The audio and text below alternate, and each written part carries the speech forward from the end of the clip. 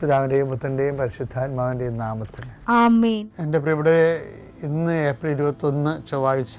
അമ്മേ പരിശുദ്ധ അമ്മേ, അമ്മേ പരിശുദ്ധമേ, ദൈവമാതാവേ, കൃപാസനത്തിലൂടെ ഞങ്ങൾക്കും ഞങ്ങളുടെ ദേശത്തിനും അമ്മ മധ്യസ്ഥം തേടി തന്ന എല്ലാ അനുഗ്രഹങ്ങൾക്കും കൃപകൾക്കും ഞങ്ങളിപ്പോൾ ഹൃദയം നിറഞ്ഞ നന്ദി പറയുന്നു. അമ്മേ പരിശുദ്ധമേ, ദൈവമാതാവേ, 2004 ഡിസംബർ 7 ഉച്ചകഴിഞ്ഞ് 2:30 കൃപാസനത്തിൽ സംഭവിച്ച അമ്മയുടെ പ്രത്യക്ഷപ്പെടലിനെ കുറിച്ച് തിരുസഭയ്ക്ക് സമർപ്പിച്ചിരിക്കുന്ന പഠനരേഖകളുടെ മേൽ സഭാത്മകമായ പഠനം ആരംഭിക്കുവാൻ ഞങ്ങൾ പ്രാർത്ഥിക്കുന്നു. അമ്മേ പരിശുദ്ധമേ, ഭൂസ്വർലോകങ്ങളുടെ രാജ്ഞിയായ അങ്ങേയ്ക്ക് ഭൗമസംരക്ഷണത്തിനായി പ്രപഞ്ചപ്രകൃതിയെ തന്നെ തിരുസഭ പ്രതിഷ്ഠിക്കുവാൻ ഈ പ്രത്യക്ഷീകരണം വഴി ഇടയാക്കണമേ. പരിശുദ്ധമേ, ജപമാല മാതാവേ, സകല കൃപാസനം പ്രാർത്ഥനയോടും ചേർത്ത് ഞങ്ങളിപ്പോൾ പ്രാർത്ഥിക്കുന്ന ഈ കുടുംബത്തിന്റെ പ്രത്യേക നിയോഗം പറ മക്കളെ.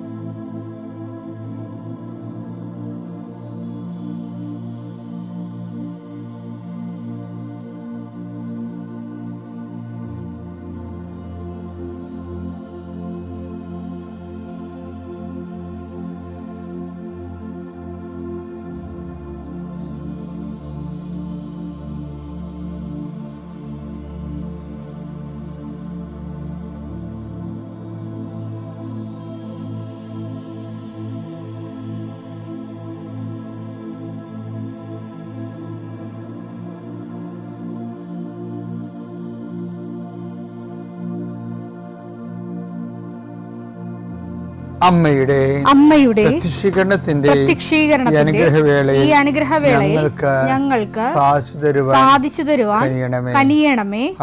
ആമേൻ. വിശ്വാസ പ്രമാണം. സർവശക്തനായ പിതാവും ആകാശത്തിന്റെയും ഭൂമിയുടെയും സൃഷ്ടാവുമായ ദൈവത്തിൽ ഞാൻ വിശ്വസിക്കുന്നു. അവിടുത്തെ ഏകപുത്രനും ഞങ്ങളുടെ കർത്താവുമായ ഈശോ മിശിഹായിലും ഞാൻ വിശ്വസിക്കുന്നു.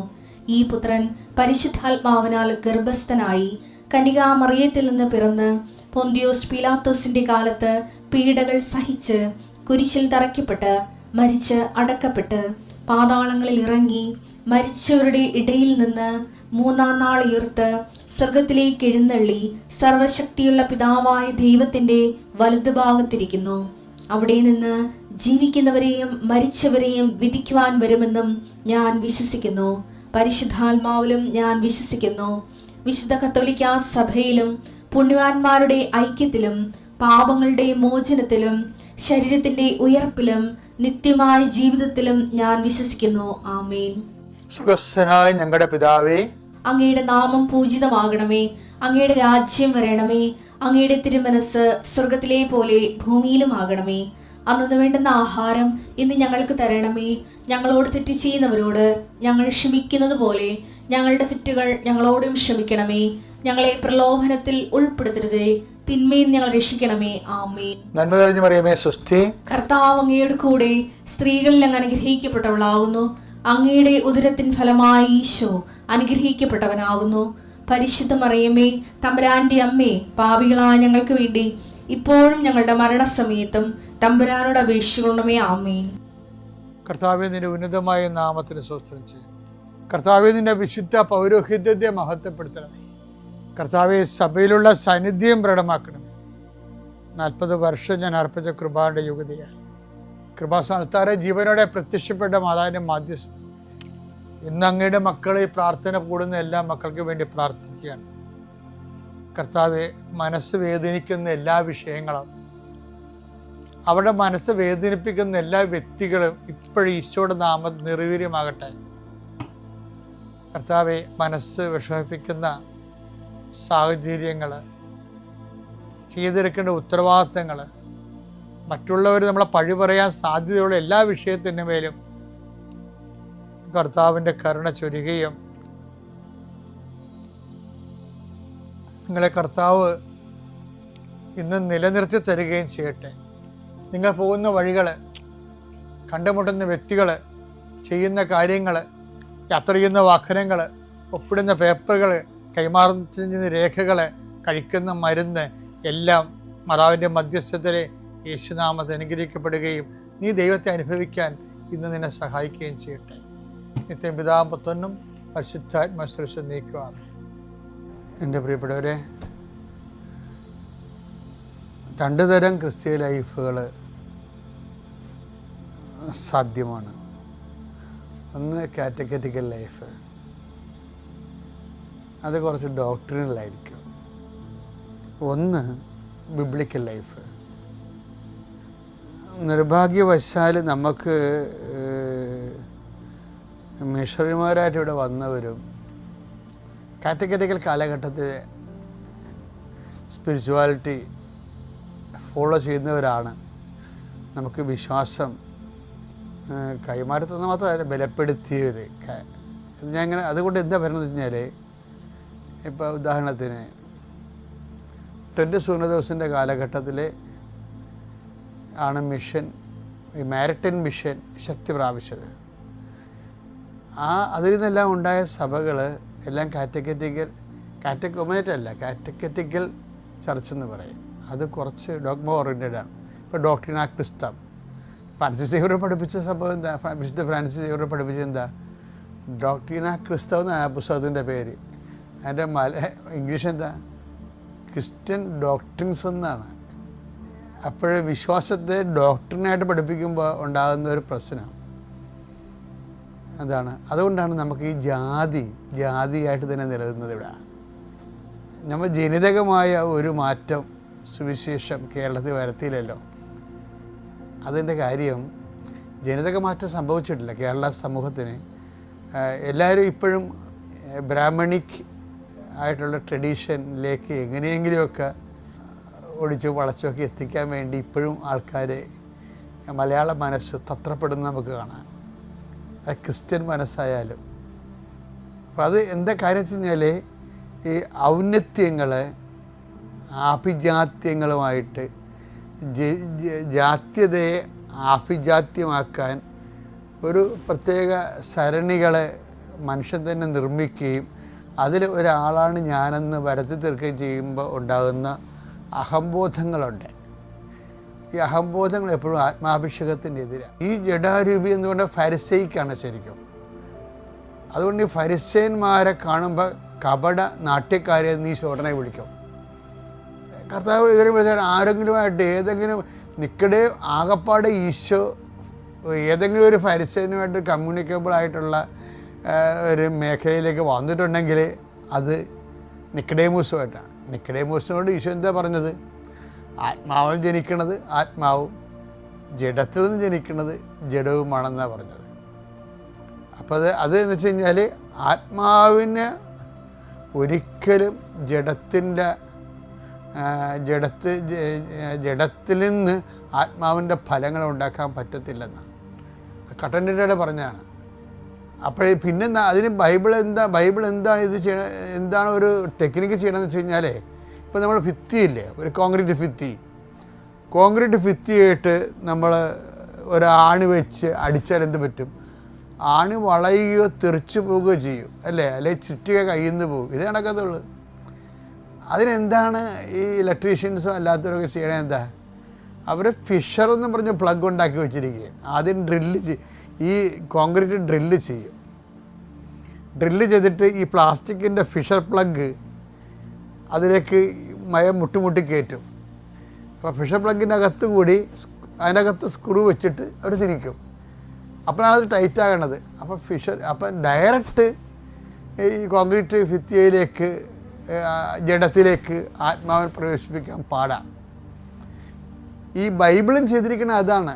ജഡത്തിൽ നിന്ന് ആത്മാവിൻ്റെ കൃപ ഒരിക്കലും ആത്മാവിൻ്റെ പ്രവർത്തനം നടക്കത്തില്ലെന്ന് ഈശോ നിക്കഡേമോസിനെ കണ്ടപ്പോഴാണ് പറയേണ്ടത്. കാണാൻ പറ്റി, ശരിക്കും പറഞ്ഞാൽ അത് കാണാൻ പറ്റിയ 10 ദിവസം കൊണ്ട് എന്തുകൊണ്ട് അത് പറയാമായിരുന്നത്? കർത്താവ് നേരിട്ട് വിളിച്ച കുറേ ആൾക്കാരുണ്ടായിരുന്നില്ല. ജഡത്തിൻ്റെ തരി അവതാരമായിരുന്നില്ല പീലാത്തോസ്, യൂദാസ്. അയാളോടും പറഞ്ഞില്ലല്ല. പറഞ്ഞത് ഫരിസേയനോടാണ് പറഞ്ഞത്. ജഡത്തിൽ ജനിക്കുന്നത് ജഡമാണ്, ആത്മാവിൽ ജനിക്കുന്നത് ആത്മാവാണെന്ന് പറഞ്ഞതിൻ്റെ കാര്യം തമ്മിൽ ബന്ധമില്ല.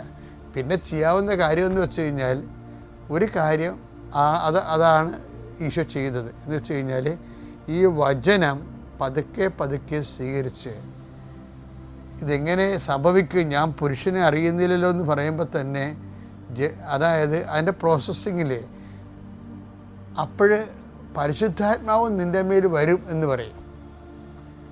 പരിശുദ്ധാത്മാവ് നിൻ്റെ മേൽ വരും. അപ്പോൾ പരിശുദ്ധാത്മാവിനെ സ്വീകരിക്കാൻ പക്ഷേ ഈ ഫിഷർ പ്ലഗ് അടിക്കുന്നുണ്ട്. എന്താണ്? പരിശുദ്ധാത്മാവിനെ പരിശുദ്ധ അമ്മയെ കൊണ്ട് സ്വീകരിപ്പിക്കുന്നതിന് എന്താണ് അവരുടെ അമ്മ പറയണത്? ഇതാ കർത്താവിൻ്റെ ദാസി, നിൻ്റെ വചനം പോലെ എന്നിൽ നിറവേറട്ടെ. അപ്പം ഈ അമ്മ ഉടനെ അതായത് ദാസിയായി, സ്വയം എളിമപ്പെട്ട് കർത്താവിന് ദാസിയായി ദൈവവചനത്തെ തന്നെ സമർപ്പിച്ചു. അങ്ങനെ ഒരു നിലപാട്, തുറവി, ഓപ്പൺനെസ്, സമർപ്പണം വചനത്തോട് നമ്മുടെ ഭാഗത്ത് നിന്ന് ഉണ്ടായാൽ മാത്രമേ ഈ പരിശുദ്ധാത്മാവ് നമ്മൾ പ്രവർത്തിക്കാൻ തുടങ്ങത്തുള്ളൂ.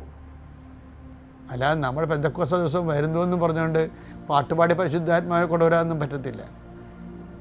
അതായത് അത് കേരള സമൂഹത്തെ പരിശുദ്ധാത്മാവിനെ വരുത്തുക എന്ന് വെച്ചാൽ മറ്റെല്ലാ സമൂഹങ്ങളെക്കാൾ പാടാണ്.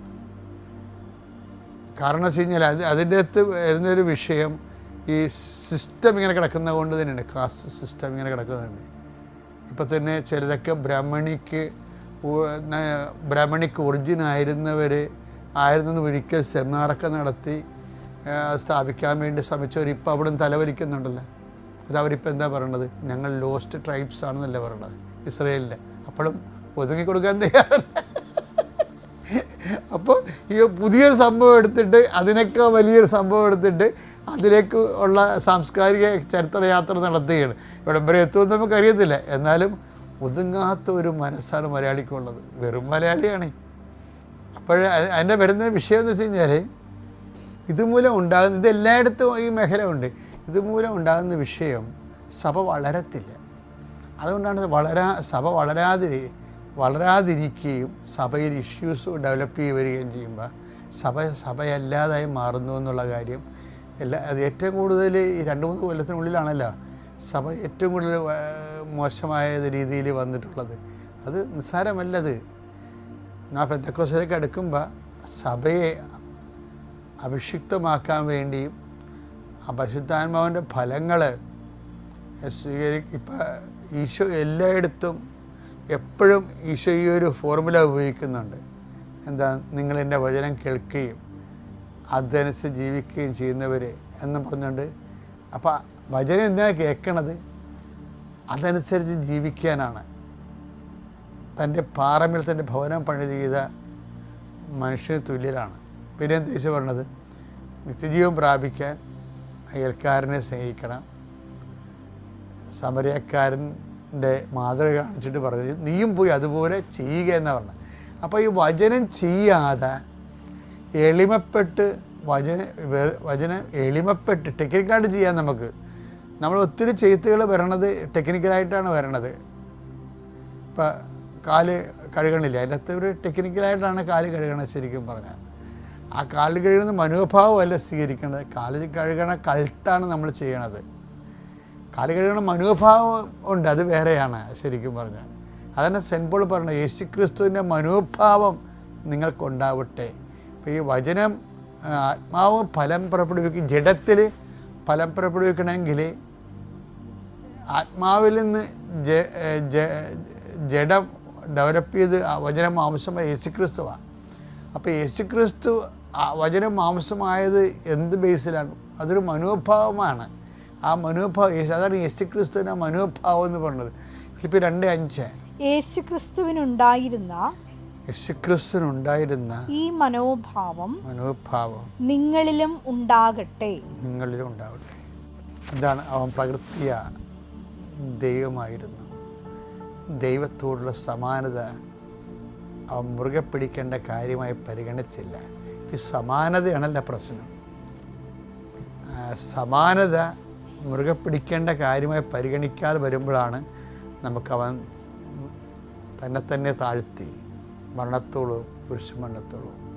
അപ്പം ഈ സമയത്ത് ഇവിടെ വെച്ചാണ് ഈ കുരിശുമരണത്തോളം എന്ന് പറഞ്ഞ രീതിയിലുള്ള ആ മനോഭാവത്തിൻ്റെ പരമായിട്ടുള്ള താഴ്ച വരണടുത്ത് വിളിച്ചാണ് ഈ പരിശുദ്ധാത്മാവ് പെന്തക്കോസ്തായിലേക്ക് നമ്മളെ ഉപകരണമാക്കണത്.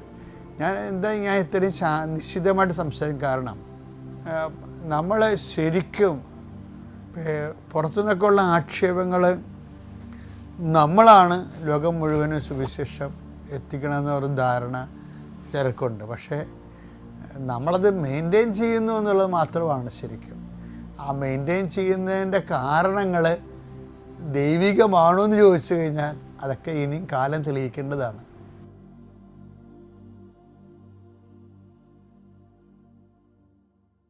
അത്യപൂർവ ദൈവാനുഭവങ്ങൾ ഇനി നിങ്ങൾക്കും സ്വന്തം. ഈ യൂട്യൂബ് ചാനൽ ഇതുവരെ സബ്സ്ക്രൈബ് ചെയ്തിട്ടില്ലെങ്കിൽ ഇപ്പോൾ തന്നെ സബ്സ്ക്രൈബ് ചെയ്യുക. ഈ വീഡിയോ ഇപ്പോൾ തന്നെ നിങ്ങളുടെ സുഹൃത്തുക്കൾക്ക് ഷെയർ ചെയ്തുകൊണ്ട് കർത്താവിൻ്റെ പ്രേക്ഷിതരാകുക.